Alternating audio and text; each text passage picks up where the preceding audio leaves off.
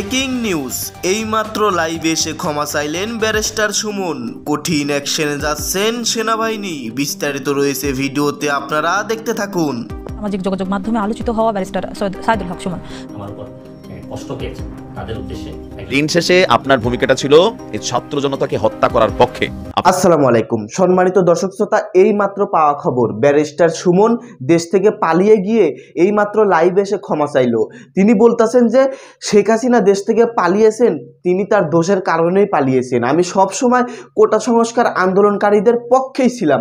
তিনি আরো অনেক কথা বলতেছেন, তার নিজের ভুল স্বীকার করতেছেন ব্যারিস্টার সুমন। আপনারা সামাজিক যোগাযোগ মাধ্যমে ব্যারিস্টার সুমনকে আপনারা অনেকেই চিনেন। তিনি ইতিমধ্যে লাইভে এসে ক্ষমা চাচ্ছেন। সম্মানিত দর্শক শ্রোতা, আপনারা কি তাকে ক্ষমা করবেন? তিনি কিন্তু দেশ ছাড়ার আগে এই আন্দোলনের সময় কিন্তু এই ব্যারিস্টার সুমন বিএনপি সহ কোটা সংস্কার আন্দোলনের সেই ছাত্রছাত্রীদের অনেক কড়া মন্তব্য করেছিলেন, ভুলে যায় না। যাই হোক, ব্যারিস্টার সুমন লাইভে এসে কি ভাবে ক্ষমা চাচ্ছেন এবং এই বিষয়ে নাইম ভাই কিছু বিস্তারিত তার কুকর্মের কথা ফাঁস করে দিয়েছেন। তো আপনাদের অনুরোধ করতে আছে ভিডিওটি সম্পূর্ণ দেখবেন। বেশি কথা না বাড়িয়ে আমরা ভিডিও ক্লিপে চলে যাচ্ছি, আপনারা মনোযোগ সহকারে ভিডিওটি দেখতে থাকুন। ব্যারিস্টার সুমন একটু আগে একটা ভিডিও করেছেন। তার এই ভিডিওটা দেখার পরে সেই ভিডিওর এগেনস্টে আমার কিছু বক্তব্য না বললেই না। বলছি তার ভিডিওর কথা। গত 15 বছর যাবৎ বাংলাদেশ আওয়ামী লীগ যখন ক্ষমতায় ছিল, হাতে গোনা কয়েকজন মানুষ এই সরকারের বিভিন্ন অ্যাক্টিভিটিসের বিরুদ্ধে অথবা বিভিন্ন যে অর্গানগুলো আছে বা কতিপয় বিশেষ ব্যক্তি আছে যাদের বিরুদ্ধে দুর্নীতির আওয়াজ তুলেছিল বা যাদের বিরুদ্ধে শক্ত অবস্থান নিয়েছিল ব্যারিস্টার সুমন তাদের মধ্যে একজন। কিন্তু গত দুই দিন আগে মিনস হচ্ছে সরকার পতনের ঠিক 1-2 দিন আগে যে বক্তব্যগুলো তিনি দিচ্ছেন আর আজকে লাইভে আইসা যেসব ভুলভাল কথাবার্তা বললেন, মানুষ কিন্তু এগুলো ভুলে নাই। আপনি যতই কথা বলেন এগুলো কিন্তু রেকর্ডেড লাইভ আছে। দিন শেষে আপনার ভূমিকাটা ছিল এই ছাত্র জনতাকে হত্যা করার পক্ষে। আপনি নিজে কিন্তু এই ভিডিও বক্তব্যগুলো দিচ্ছেন। এখন এসে আজকে যে এই কথাগুলো বলছে শুনবাই, এগুলো আসলে মানুষ কতটুকু গ্রহণযোগ্যতা আপনাকে দিবে। এবার আসেন ওনার বক্তব্যগুলো বলার আগে ওনার ব্যাকগ্রাউন্ডে বেশ কিছু গুরুত্বপূর্ণ ইস্যু আমি মনে করি যে একটু আলোচনা করা দরকার। আওয়ামী লীগ সরকারের আমলে হাতে গোনা কয়েকজন মানুষ ছিল যারা সরকারের নিজের দলের লোক হয়েও বিভিন্ন ইস্যুতে আলোচনা করছে, সমালোচনা করছে, অথবা গুরুত্বপূর্ণ ব্যক্তিদের বিরুদ্ধে যারা কথা বলতে সাহস পাইত না ভূমিকা রাখছে। এদের মধ্যে ব্যারিস্টার সুমন একজন। আর এই ভূমিকাগুলো রাখার কারণে ব্যারিস্টার সুমন যুবলীগের একটা কমিটি থেকে তিনি কিন্তু বরখাস্ত হয়েছিলেন। তার একটা বক্তব্য ছিল, একজন থানার ওসি তিনি জয় বাংলায় স্লোগান দিয়া একটা প্রোগ্রাম করতেছিলেন। তো সেইখানে তিনি বলতেছিলেন যে একজন থানার ওসি কেন দলীয় স্লোগান দেবে, আওয়ামী লীগের কি এত দুর্দিন আসছে, এটা তো ওসির বলার সুযোগ নেই। এই কথাটার কারণে তাকে যুবলীগ থেকে বহিষ্কার করা হয়েছিল। কিন্তু এরপরে তিনি জনগণের কাছে ভালোবাসা পাইছেন। আর গত নির্বাচনে সোনারঘাট বা সুনামগঞ্জ ওনার যে এলাকা, সেইখানের আমজনতা এখানে দলমত নির্বিশেষে ব্যারিস্টার সুমনকে ভোট দিয়েছে।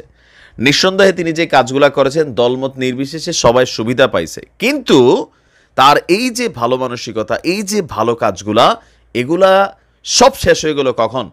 যখন এই সরকারের পতনের ঠিক 2 দিন আগে তিনি ছাত্রলীগের সাথে দেওয়া একটা ভিডিও বক্তব্য, পাশাপাশি এলাকার মধ্যে সম্ভবত আরেকটা ভিডিও বক্তব্য দিলেন। পাবলিককে সেন্টিমেন্টালি ছাত্রলীগ যুবলীগকে জোশে নামাইয়া ছাত্র যুবক বা জনতাকে হত্যা করার মতনই একটা স্পিচ দিয়া বসলেন। কোনটা? মুজিব কোট গায়ে দিয়া মইরা যেতে হবে, ভয়ের কিছু নাই, দেশ ছেড়ে পালাই যাওয়া যাবে না, লড়াই করতে হবে, তিনি মল্লে মইরা যাবেন, তাও সরকার পতনের বিরুদ্ধে যারা নামছে এদেরকে কোনো অংশে ছাড় দিবেন না, এরকম তিনি একটা বক্তব্য দিয়েছিলেন।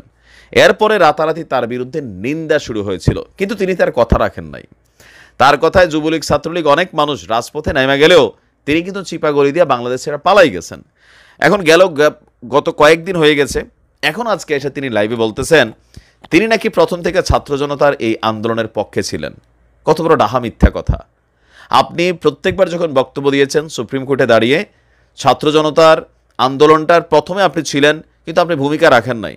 যখন দেখছেন পোলাপাইন নিজেরাই অর্জন করে ফেলতেছে, তখন আপনি বলছেন তোমরা যা চাইছো পাইছো, ঘরে চলে যাও। কিন্তু এই যে এতগুলা মানুষ মারা গেল, এই যে এতগুলা ঘটনা ঘটলো, আপনি তো চাইলে পারতেন যে হত্যাগুলা হয়েছে ছাত্র জনতা, আমি তোমাদের পাশে রাজপথে এসে নামতে পারি। আপনি যে কৌশলী বক্তব্য দিয়েছেন সেটাও মানুষ বুঝেছে।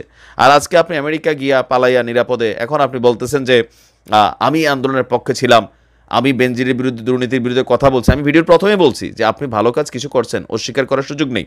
কিন্তু এন্ডিং ডে যখন একদম শেষ মুহূর্তে আসছিল, আপনার ভূমিকা ছিল উস্কানিদাতা যারা মানুষকে রাজপথে নামাইয়া ছাত্র জনতার মধ্যে সংঘর্ষ লাগাই দেওয়া, অথবা যুবলীগ, আওয়ামী লীগ, ছাত্রলীগকে অস্ত্র হাতে নিতে বাধ্য করা, যে ভূমিকাটা অ্যাজ এ ইনফ্লুয়েন্সার হিসেবে আপনি সেই ভূমিকা পালন করেছেন।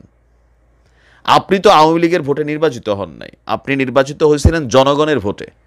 ওই এলাকার আমজনতা আপনারে ভোট দিছে। আপনি যে সেতু বানাচ্ছেন এটা সবাই ব্যবহার করছে, আওয়ামী লীগের তারা শুধু ব্যবহার করছে তা না। তো আজকে লাইভে এসে আপনি যে ভুলভাল বললেন, আপনি একবারও ভাবলেন না যে মানুষ এই বক্তব্যটা শুনে হাসবে নাকি আপনারে ভুয়া ভুয়া বলবে? একটু তো বোঝা দরকার। এত বড় ব্যারিস্টার আপনি, মাথার মধ্যে আসলে আপনার, আমার তো মনে হয় যে মানে যে জিনিসগুলো আমরা ভাবি এগুলো নাই। আপনি এখন এগুলা বইলা কিন্তু আর মানুষের কাছে গ্রহণযোগ্যতা পাবেন না। যদি আপনার লাস্টের 2টা ভিডিও ভাইরাল না হইতো, তাহলে হয়তো মানুষ আপনার সম্পর্কে ভাবতো যে ঠিক আছে, দল করে, স্বাভাবিকভাবে সংসদে আসে, অনেক কিছু বলা যায় না। তবে দিন শেষে কেন বলছিলেন সংসদ ভেঙে গেল তার তিনি এমপি থাকতেছেন না?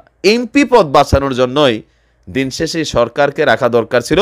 আর যার কারণে উস্কানিমূলক কিলিং মিশনেরই এক ধরনের বক্তব্য তিনি দিয়েছিলেন। আজকে এসে আপনি বলতেছেন আমি এটার পক্ষে ছিলাম, প্রথম থেকে ছিলাম, হ্যাঁ আমি আন্দোলনটা শুরু করছি, তোমাদের সাথে ছিল, আমারে মানুষ ভুল বুঝতেছে। ভুল বুঝতেছে না, আপনার আসল চরিত্রটা মানুষ বুঝাই গেছে ব্যারিস্টার সুমন। এটাই হচ্ছে বাস্তবতা। পালাই গেলেন কেন? আপনারা বলেন মুজিব কোট গায়ে দিয়ে মইরা গেলেও এটা অনেক বড় বিষয়, তো থাকতেন, আমরা দেখতাম শোন ভাই আসলে কি করে। আপনারা অনেক দিকে মানুষকে অনেক ধরনের ডিস্টারবেন্স করছেন। আপনার সকল ভালো কাজগুলা জাস্ট 2টা ভিডিওর কারণে আপনার আসল চরিত্র প্রকাশ করে দিছে। আজকে আমেরিকা যে এইসব ভিডিও করে আসলে ওই রকম আর মানুষের কাছে, আপনি কমেন্টগুলো দেখছেন। আপনারা যারা আমার ফ্রেন্ড ফলোয়ার আছেন, বিভিন্ন সময় বিভিন্নভাবে আমার উপর কষ্ট পেয়েছেন, তাদের উদ্দেশ্যে একজন সাবেক এমপি হিসাবে আমি 2টি কথা বলতে চাই। আমি আপনাদের এই সংস্কার, কোটা সংস্কার যে আন্দোলন, এই আন্দোলনে বা বৈষম্য বিরোধী ছাত্র আন্দোলন, এই আন্দোলনে কোটা সংস্কারের জন্য আমি সবসময় আপনাদের সাথে ছিলাম, এবং এটাতে যারা আহত নিহত হয়েছেন তাদের পক্ষেও, এই বিচারের পক্ষেও আমি ছিলাম। কিন্তু আমার ব্যর্থতা হচ্ছে কি, আমি আপনাদেরকে বুঝাইতে পারি নাই। এটার জন্য আমি সম্পূর্ণ ব্যর্থ হয়েছি, এবং আমি এই ব্যর্থ হওয়ার জন্য আমার যারা ফলোয়ার আছেন, যারা আমাকে নিয়ে প্রত্যাশা করেছেন, সবার কাছে আমি দুঃখ প্রকাশ করতেছি। আমি আপনাদেরকে আরেকটি কথা বলতে চাই। এখন যে কাঠামোগত সংস্কার আপনারা চাচ্ছেন, দেখেন এই সংস্কারের জন্য আমি বহু বছর আগে থেকেই কাজ করে যাচ্ছি। আমরা দেখেন এই দুর্নীতির বিরুদ্ধে যুদ্ধ গত 15 বছরে আপনারা যে। সম্মানিত দর্শক শ্রোতা, আপনারা বিস্তারিত ভিডিওতে দেখতে পারলেন ব্যারিস্টার সুমন লাইভ এসে ক্ষমা চাচ্ছে। একে কিন্তু ক্ষমা করা যাবে না। সে কিন্তু মানে এই আন্দোলন চলাকালীন তাদের বিপক্ষে ছিল, কড়া মন্তব্য করেছিলেন, আমি যতদিন বাঁচবো আমার শরীরে 1 ফোঁটা রক্ত থাকা পর্যন্ত আমি শেখ হাসিনার পক্ষেই থাকবো, এমন কথা কিন্তু তিনি বলেছিলেন। আপনারা ভুলে যান না। তিনি এখন মানে সব কিছু এখন বর্তমান অবস্থা বুঝে তিনি লাইভ এসে ক্ষমা চাচ্ছেন। আমার তো বাঁচতে হবে। সম্মানিত দর্শক শ্রোতা, ব্যারিস্টার সুমন লাইভ এসে ক্ষমা চাচ্ছে, আপনারা বিস্তারিত দেখতে পারলেন। তাকে কি আপনারা ক্ষমা করবেন না ক্ষমা করবেন না, এটা আপনাদের ব্যক্তিগত ব্যাপার। কিন্তু আমার মতে তিনি যেসব মন্তব্য করেছিলেন এদেশের জনগণকে নিয়ে, কোটা সংস্কারকে নিয়ে, তাকে ক্ষমা না করাই উচিত। যাই হোক, এই সম্পর্কে আপনাদের মন্তব্য থাকলে ভিডিওর কমেন্ট বক্সে অবশ্যই জানিয়ে দিবেন। ধন্যবাদ আজকের এই ভিডিওর সঙ্গে থাকার জন্য।